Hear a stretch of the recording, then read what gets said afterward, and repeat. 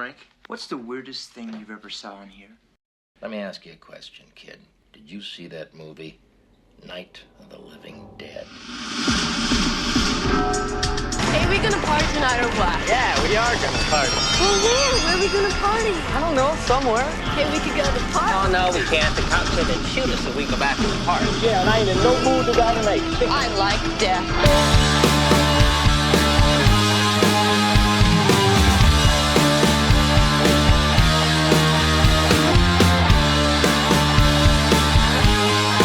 Greetings, fools, and welcome to minute 75 of Do You Want to Party? The Movies by Minute podcast for the 1985 groundbreaking horror classic, The Return of the Living Dead. I'm your host, Troy, and joining me for this particular episode is, once again, the Doc Brown to my Marty McFly. Hey, it's Dan. How you doing, Dan? I'm good, thank you. Excellent. All right. Let's just jump right into this feat first to begin with. All right. So this minute is going to start with dodging the dead, and ends with driving through the cemetery. So just steps outside the back entrance to the Resurrection Funeral Home, directly leading from the embalming room. Bert and Spider, weapons at the ready, advance forward into the brief opening of the gathering creatures. And once aware of the fresh meat amongst them, dash towards them. The previously mentioned Bert, with his trusty lead pipe held at the ready, wildly puts his whole body into his swing, making full contact with the nearest ghoul. Bert's seemingly practiced follow-through allows him to bat from the opposite side as his first, again squarely finding the chest of a second monster. A few steps behind him, Spider overly swings his sledgehammer, walloping Bert's first target with so much force that it sends him flying backwards and onto the ground. As the crowd surges forward on the slightly raised ground just beyond the building's back wall, Bert and Spider swing for the fences, making occasional hits, pushing forward ahead of the wave of the resurrection body encroaching upon them. After the realization of an opening between them and the still running police car, Bert and Spider make a beeline for their respective sides of the vehicle. Spider slightly stuttering his feet to constantly keep track of the creatures. Both men get inside and slam the door shut. Bert in the driver's seat honking the horn as the creatures advance upon the parked car. Once surrounded, it drives forward, causing two bodies to catch a ride upon the hood, leaving the others behind, which turn in unison to chase after. The slight incline to the back entrance, devoid of the dead, allowing Bert to drive over a short pole-like structure and up towards where he hopes Tina and Ernie are ready to jump into action. As Bert halts the forward motion of the vehicle, the two unwanted passengers roll off the hoods, arms and legs flailing. For the briefest of moments, the previously shut door opens the tiniest of opening, giving Tina a glimpse of the activity happening outside. Unfortunately, the rushing crowd is upon the police vehicle, and in no time cutting off Tina and Ernie's chances. The back door closes tightly.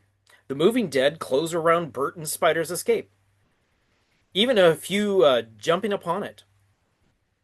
Inside, Spider yells his opinion of moving forward. Gotta get closer, man. We'll never make it like this. The front windshield, a mosaic of arms and bodies slapping against it. As the two living men rock wildly back and forth from the dead outside. Bert announces another chance at the plan. We gotta split. Spider, just as loudly as before, denies the new plan as Bert shifts the vehicle into reverse. Well, we can't split. Once again honking the horn. Some back away from the loud retreating car. Others tumble off of it. And at the bottom of the incline, Bert turns the vehicle sharply to be parallel with the funeral home, tossing the final roof-riding passenger off with a scream. Shifting into drive, the car peels forward, which the animated corpses still try to catch it. Meanwhile, back inside the embalming room, a distressed Tina and a glaring Ernie witness their escape plans change before their eyes. Tina cries foul of the situation, crying her disbelief of the situation. Behind her, Ernie barks out his realization of it was the only possible outcome. They had to. Since the situation turned upside down, that is. He accentuates his remark by sliding the view window of the door shut, cutting off the light casted upon their faces. Yeah. He then concludes about what he hopes Bert will do. Bert's in hell. I know him. Still trying to deal with what she conceives as a betrayal. She turns to face Ernie while huffing. She reiterates her previous remark. They left us. Ernie's face shows his brain sliding through the possible outcomes of the near future, his hand coming up to ensuringly pat Tina on the cheek. Currently in the passenger side of the cop car, as it flees the scene, Spider puts across his point loudly about abandoning the others. What are you doing? We can't just leave them. The vehicle bounces and weaves side to side, tossing the occupants. Bert matches Spider's volume by concluding his own belief of the outcome. If they stuck around at the back door of the funeral parlor. They'd have turned the goddamn car over and we'll send help. Spider cries foul of Bert's understanding of the situation. Bullshit, those are my fucking friends. And through the back window, the horde is slowly losing ground. Bert reiterates his plan once they get clear. Send help, man! You coward! And after a quick glance through the front windshield, we end this minute. So we get some nice little running action and all that sort of thing in this particular sequence and all that. We had led up to it from the previous minute sort of thing, so it's kind of nice to finally manifest the actual action of this sequence of the movie. Yeah, you get a lot more zombie out of it too. Yeah, exactly. Yeah, we got a lot of really cool like stunts and all that sort of thing to begin with, which is kind of nice. According to the script, we don't have as much gore as what's written into the script, but we'll get to that in a moment. What I'd like to point out is in the shot where you're seeing Clu Gallagher and Miguel Nunez, when the camera is pointed at them into the windshield at the very end when they're driving away, how they seem to be bumping around and all that sort of thing, plus the camera itself moves, and you can actually see as it turns, it hits the light, and you can see the casted shadow of the camera on the windshield. It looks like it's not doing the typical thing that you would do with actors in a vehicle having a conversation. Normally in that sort of situation, you would have the car on a tow sort of thing, and it moves through and all that sort of thing. But the car seems to be reacting to Clu Gallagher's movements pretty much on par, which it looks like they just mounted a camera on the front of the car and just let Clu Gallagher just drive. Now, again, I don't know that for 100% sure. I haven't seen any research and all that sort of thing. From what I can view from that particular little sequence and all that, it looks like they just let Clu Gallagher just drive with the camera mounted, and that's the footage they got. Because, again, the camera seems a little more unstable than you would as if a car was locked into position and all that sort of thing. Yeah, and it does look like that for sure. Yeah, and the two actors do sort of like weave back and forth to the movement of the vehicle more than you would be able to, again, on a car that's on a rig. Hopefully, in the near future, I might be able to have an answer for that for the audience and all that sort of thing. But as of right now, that's what I'm going to conclude is what's pretty much happened in this sequence and all that. And again, we're also dealing with this sequence is shot in two different locations. All the exteriors of the funeral home and the cemetery are shot in an olive tree grove that's about 3.5 miles away from where they have the embalming room set put together in this the factory that they had taken over to put up all the interior sets for the movie and all that sort of thing. And the fact that the exterior of the funeral home is just a fake wall with a tiny little sequence where you can actually see into the quote unquote embalming room where again Spider and Bert burst out and then you see Tina make that little peek and all that sort of thing. So yeah, a little bit of movie magic and all that sort of thing. All right, so over on the commentary track, which is what we have with writer director Dan O'Bannon and the production designer William Stout. It actually isn't until Bert and Spider reach the police cars when, because apparently the two of them just watch the movie for the couple of seconds and all that. Dan O'Bannon finally says, quote, "Here's where you don't want to be." Then, once the car stops in front of the back door, they compliment the performers, saying, quote, "What stunt people can do is amazing." By falling off the moving cars, Dan O'Bannon also points out that how he refrained from interfering with the stunt people, knowing he didn't want to be responsible for people getting hurt. Mm. And as in the movie, when the stunt performer falls off the roof of the backing up car, Dan O'Bannon adds how if he had done that, he would be in a cast for the rest of his life. Yeah, the Right. scenes were really cool. Yeah, exactly. Yeah, it's also kind of cool to see that we get like I said, a bit of an action sort of thing. It's we're not dealing with like running from the like while we are dealing with like running from the zombies and all that sort of thing. Yeah, I liked seeing the zombies more involved and not just be like window shots and Exactly, exactly. I also love the shot where the far back shot when they're up by the back door. That one guy just bouncing up and down and all that sort of yeah, thing. He definitely looks like he's enjoying himself. And yeah, no, we've got like about five or six different stunt performers like on the hood and rolling off and all that sort of thing. So it's kind of neat to up the ante that way and all that.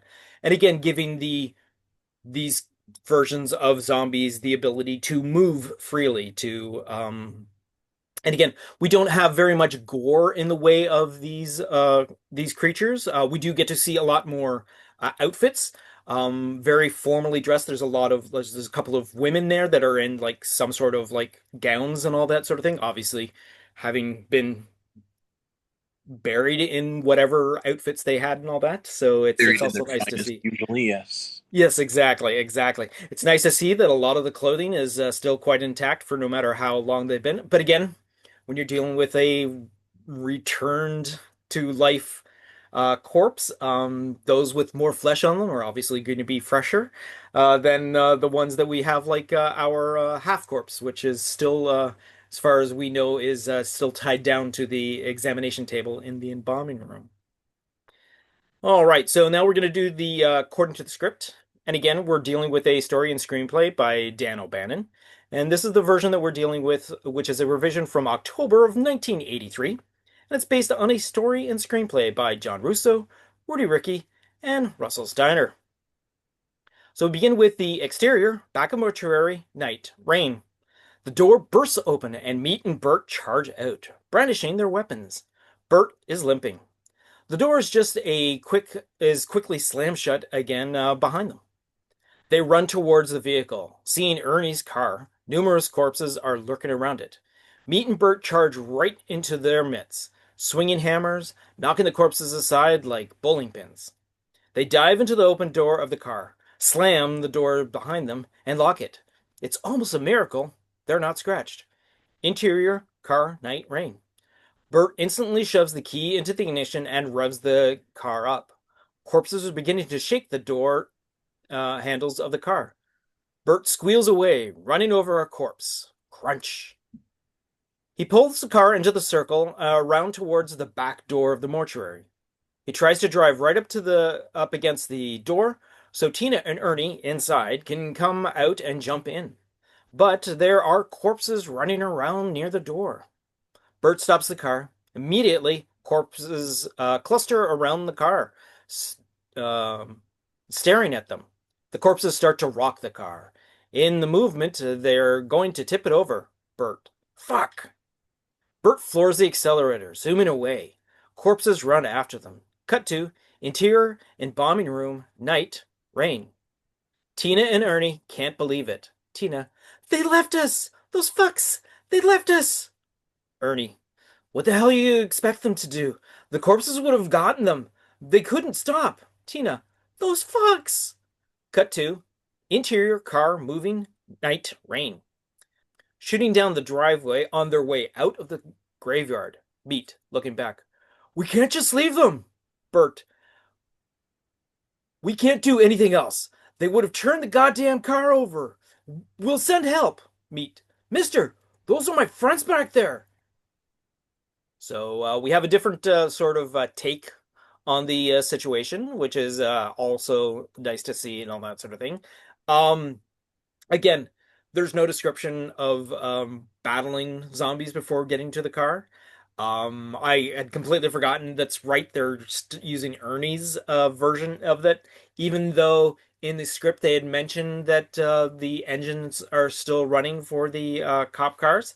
But again, the clutch apparently doesn't seem to be a problem in this version of the script, where I think that's the reason why they changed it to the cop cars to not have to worry about Ernie's, because Ernie points out at one point that the clutch might not work, and then the work print version of it, we actually have Ernie also saying, "Hey, look, my clutch, it's not reliable," and all that sort of thing. So then they decide to switch to the cop cars, which is what Spider. And again, this version of the script, the name of Meat is obviously we're talking about Spider. And if I ever mention the name Dee Dee, we're talking about Trash. But that's neither here nor there at this point in the storytelling and all that sort of thing. So yeah, so we have pretty much the exact same thing.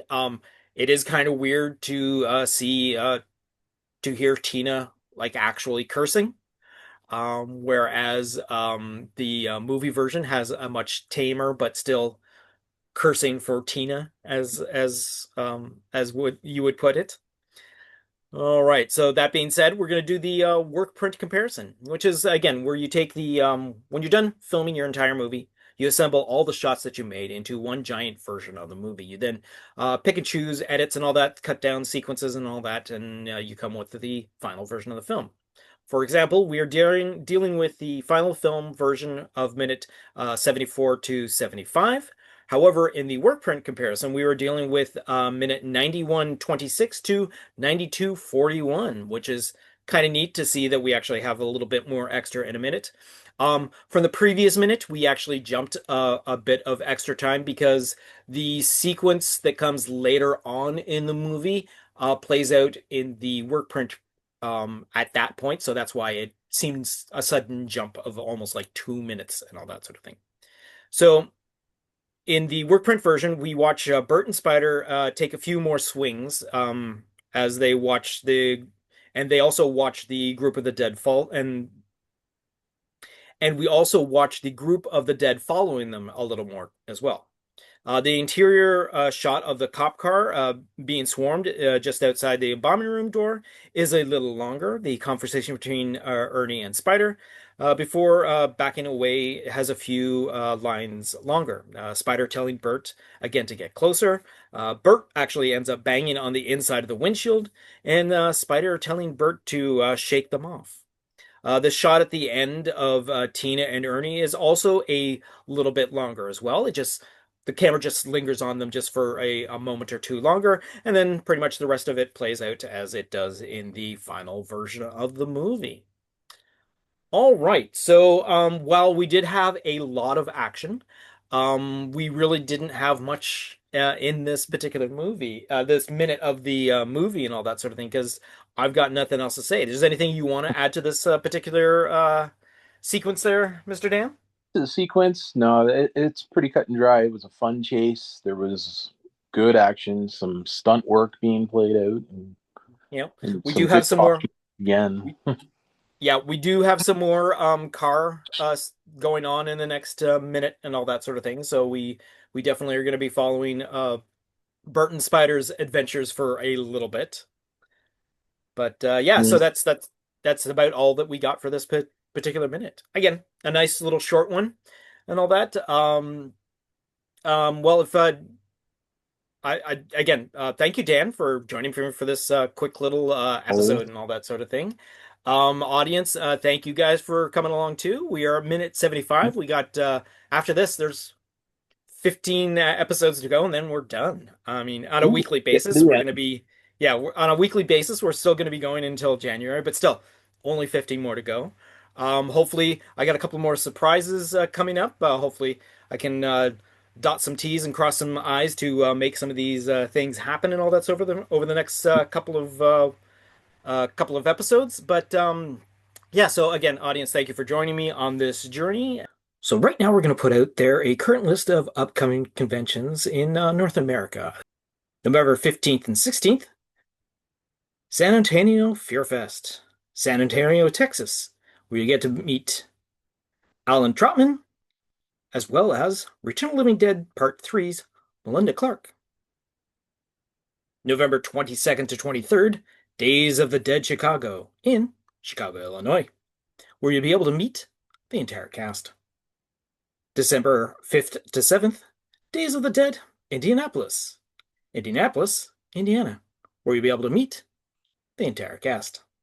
And like I want to keep saying to, as I'm coming down to the end of this, I'm going to get to a point where I'm not going to have any of my regulars be on anymore because I'll just run out of episodes and all that. So again, Dan, thank you for all your help with this particular project. Hopefully we can work on upcoming projects. There's one that's a big one that's in the works for next fall, technically, I guess, end of summer and whatnot, that I hope you'll be able to take part on with that. But again, there's also some other stuff that we're going to try and put out from Play Geek Productions that hopefully Dan will also take part in as well.